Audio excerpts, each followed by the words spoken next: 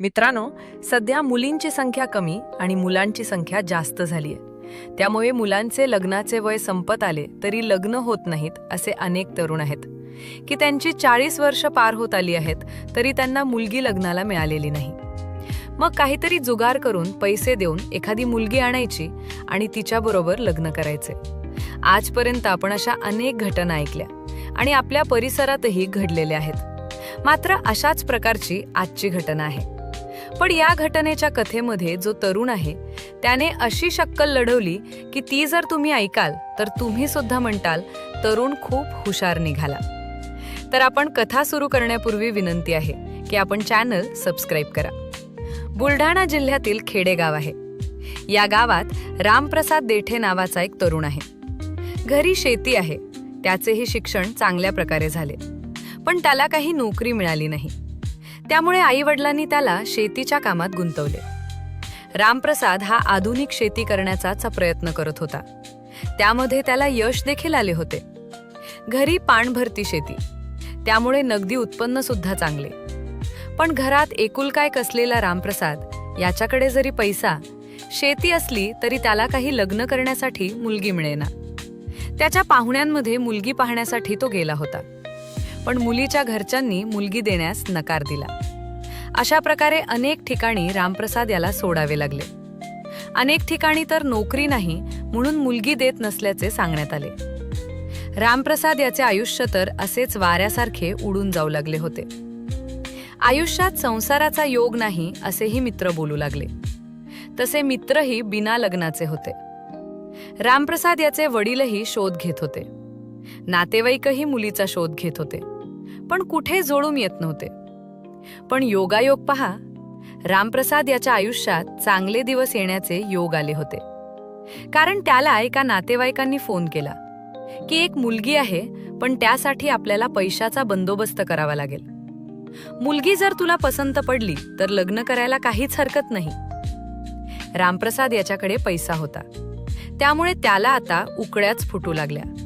आता लग्न होणार, त्यामुळे माझाही संसार उभा राहणार असे रामप्रसाद याला वाटू लागले. जो काही पैशांचा विषय होता तो पैशांचा विषय त्याने कोणालाच सांगितला नाही. पाहुण्यांनी त्याला अकोला येथे मुलगी असल्याचे सांगितले. फक्त याविषयी कोणालाच काही सांगू नको असे पाहुण्यांनी रामप्रसाद याला सांगितले होते. त्यानुसार रामप्रसाद हा एक दिवस अकोला येथे पोहोचला. त्या ठिकाणी गेल्यानंतर मुलीच्या घरी बैठक झाली नाही, तर पाहुण्यांनी एका हॉटेलमध्ये मुलगी दाखवण्याचा कार्यक्रम पार पाडला. त्या ठिकाणी रामप्रसाद याने मुलीला पाहिले. मुलगी सुंदर होती.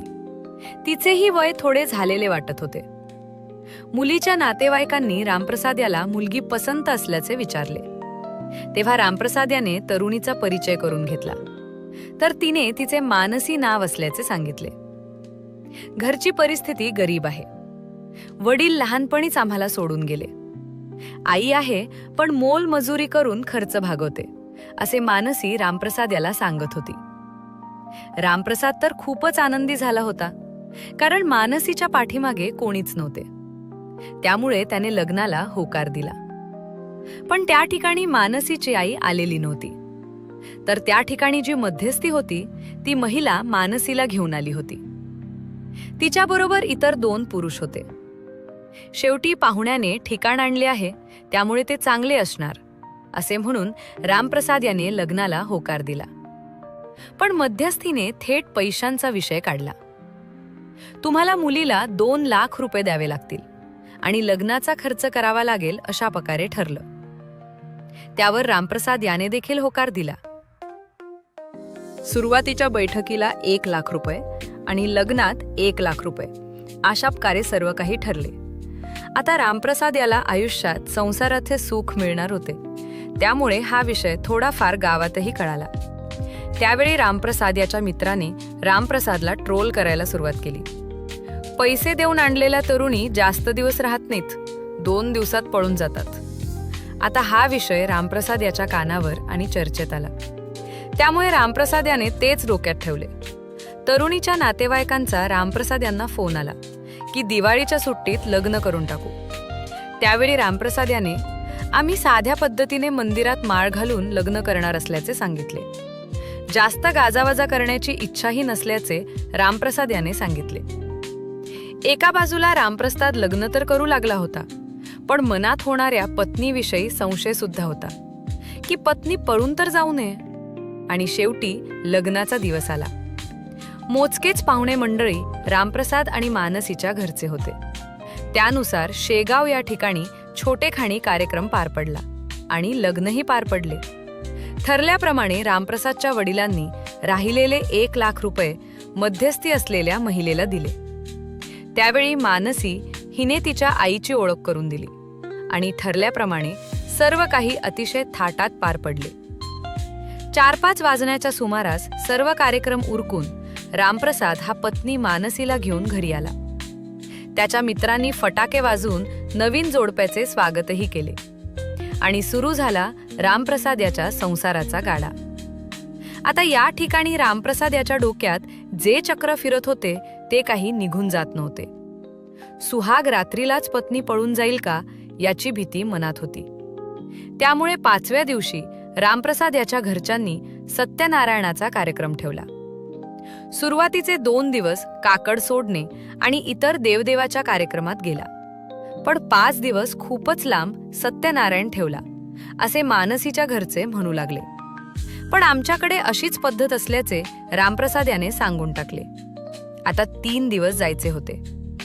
मानसी आणि तिच्या साथीदारांच्या मनात तर रामप्रसाद याला फसवायचे होते, पण रामप्रसाद या सर्वांचा बाप निघाला. रामप्रसाद याने 3ऱ्याच दिवशी मानसीला रूममध्ये गप्पा मारण्यासाठी बोलावले. जे काही पाहुणे मंडळी होते ते तर निघून गेले होते. घरी आई वडील होते आणि रामप्रसाद यांची बहीण. रामप्रसाद याने मानसीला त्याच्या रूममध्ये तर बोलावले, पण देवदेवाचा कार्यक्रम झाल्यानंतर आमच्यात सुहाग रात्राच्या आधीच शरीर संबंध करावे लागतात. आता मानसीची अडचण झाली. रात्रीच्या सुमारास मानसी कोणालाही बोलू शकत नव्हती. रामप्रसाद याने मोबाईलही बंद केला होता. त्यावेळी मानसीने माझी तयारी नसल्याचे सांगितले. मात्र रामप्रसाद याने मानसी बरोबर शरीर संबंध केलेच. जी गोष्ट प्लॅनमध्ये नव्हतीच तोच प्रकार रामप्रसाद याने मानसी बरोबर केला होता. सुहाग रात्रीला पळून जाण्याचा प्लॅन तर मानसी आणि तिच्या साथीदारांनी आखला होता, पण तो काही सक्सेस झाला नाही. आता मानसी हा झालेला प्रकार तर सासू सासऱ्यांना सांगू शकत नव्हती. तिने तिच्या साथीदाराला सर्व काही सांगितले. तेव्हा साथीदार हैराण झाले. आता सुहाग रात्रीपर्यंत तर अंगाला हात लावू देऊ नको असे सांगितले. मात्र रामप्रसाद याने 2 दिवस मानसी एवढी ठोकली. मानसी हैराण झाली. आता सुहाग रात्रीच्या दिवशी पूर्ण प्लॅन मानसी आणि तिच्या साथीदारांनी केला, पण रामप्रसाद याने देखील सत्यनारायणाला येणाऱ्या पाहुण्याकडे लक्ष देण्यास मित्रांना सांगितले आणि त्याने मानसीवर लक्ष ठेवले. सत्यनारायण झाल्यानंतर जो प्लॅन होता तो मानसी करण्यासाठी गेली, पण त्याच ठिकाणी तिच्या साथीदारासह मानसीला पकडले. सत्यनारायणाला सर्व गोंधळ झाला. जे साथीदार आले होते त्यांना पकडले. पोलीस केस करण्यापर्यंत प्रकरण गेले. पण आम्ही तुमचे पैसे देतो, मात्र पोलिसांच्या ताब्यात देऊ नका असे मानसी आणि तिच्या साथीदारांनी सांगितले. आम्ही पैसे घेऊन येतो असे म्हणून साथीदार गेले, मात्र ते काही परत आलेच नाही. आता मानसी एकटी पडली. त्यावेळी तिने सर्व काही खरं सांगितले. तिचे लग्न झालेले आहे, मात्र आमची टोळी एखादा तरुण लग्नाचा असला तर त्याच्याकडून पैसे घेतल्याने पळून जात असल्याचं सांगितले. हा प्रकार मानसीच्या पतीला सुद्धा माहीत नव्हता. तो नागपूर या ठिकाणी कंपनीत कामाला होता, मात्र मानसी माहेरचे निमित्त करून असे उद्योग करत होती.